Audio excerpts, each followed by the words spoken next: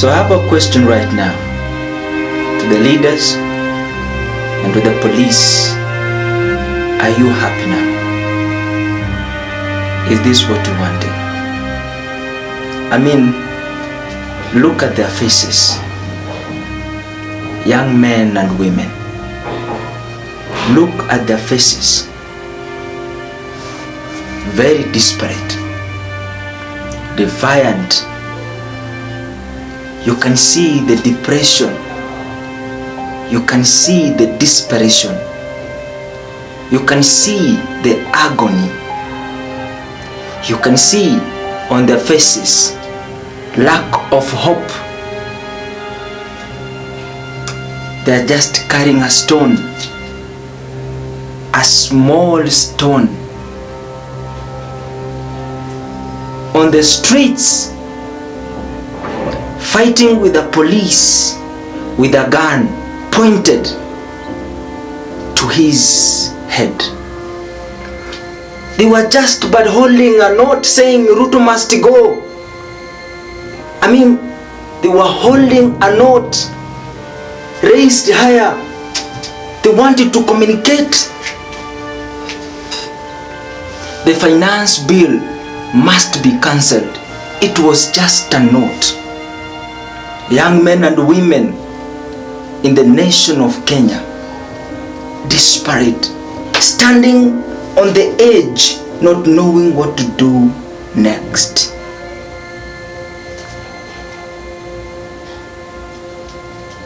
Today, we are crying. Today, we are desperate. Yet, we entrusted the leaders to represent us. I remember during that day, they are seated in the Senate and the Parliament from their offices, watching on the TV and wondering, what are you doing? We elected leaders in the office, and now today they are looting from us, stealing from us, stealing our freedom, stealing our mind, and they don't mind. Are you happy today? Mr. President, are you happy?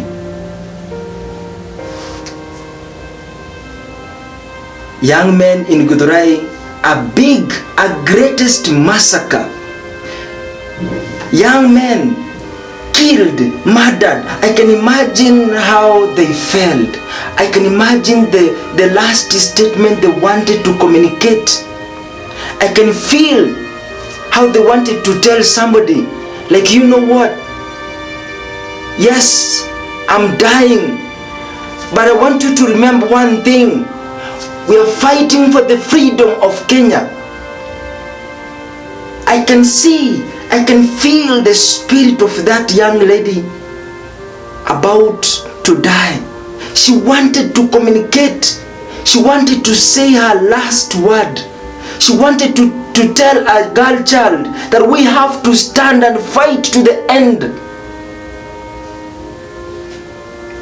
But they were unable to speak.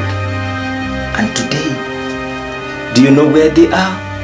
Wrapped in a nylon, a black nylon, and thrown in a quarry.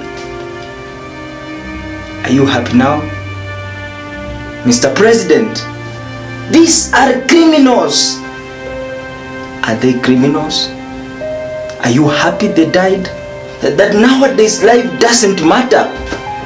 Nowadays somebody can kill anybody at any time and we don't care. It's normal. Yeah? It's normal to see people dying, deploying the police and the armies in the streets to kill young people, just wanted to communicate, wanted to say, you know what, we are tired of this life, we are tired of the lies, and we are tired of high taxation, and all we got was a beating. Are we happy now? Where are we driving this country to? Where is Kenya going? Look at the leaders.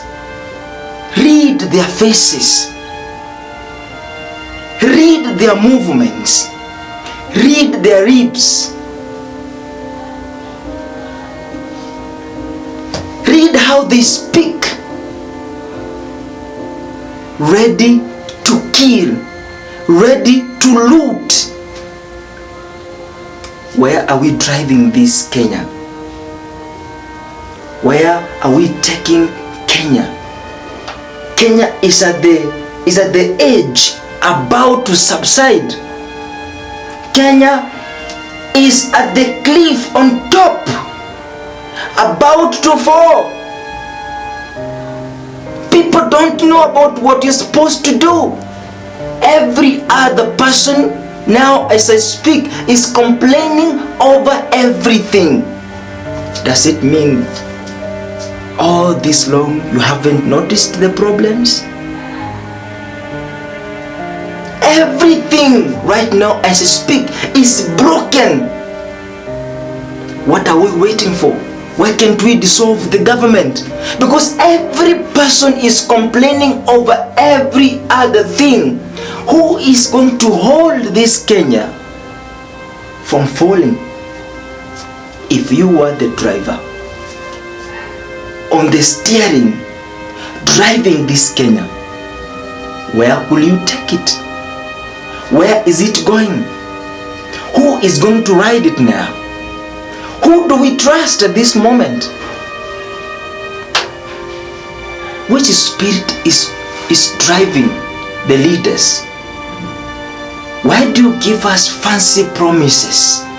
And when you get there, you cannot, you are unable, you are disabled to fulfill what you say. What is it that is in there that once you get there, you don't want to get out of that office and talk to the people as you used to speak? What is going on in there? The question is, who can we trust on the steering point of this vehicle called Kenya? I'm calling upon young men to get out of this vehicle. Hold it before it falls. Pull it back before it falls. Young ladies, energetic with masculine men, to get out of this vehicle called Kenya, to pull it back before it falls. We need a leader with a vision, a leader with intelligence, a leader with an objective, a leader who is composed, a leader who is ready to serve. Where can we find those leaders who we can trust on the steering point of this vehicle called Kenya? Where are we going? We are confused. We don't know what is going to happen tomorrow. We don't know the interest of those who want to get into the steering point of this vehicle called Kenya. We don't know what you're supposed to do at this moment. Every sector in the leadership has been looting, oppressing, stealing, and they don't care.